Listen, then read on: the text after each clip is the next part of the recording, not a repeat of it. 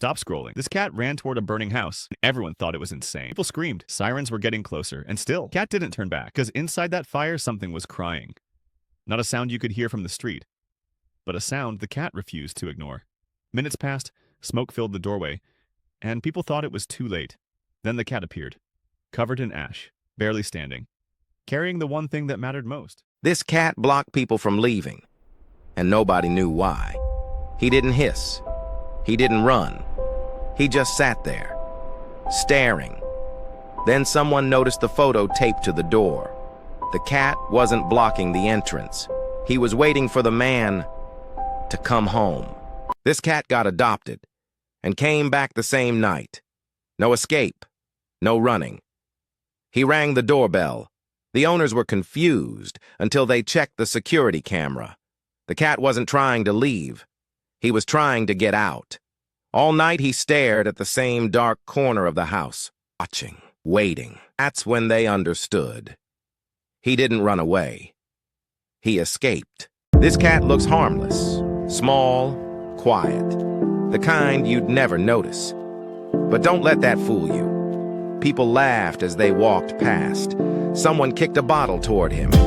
Just a joke, right? That's when the air changed. The cat stood still, eyes locked, and in one moment everything exploded. The ground cracked beneath him. Cars shook. People froze where they stood. Because this wasn't a cat anymore. This was power, the silence. The giant sat down. The glow faded. And just like that, the cat was smaller. This cat made the worst possible move. It stopped running. Growls behind it. No way out. Everyone expected panic. But the cat turned around and stared straight back. The dogs slowed. Then they backed away. Fear only works when you show it.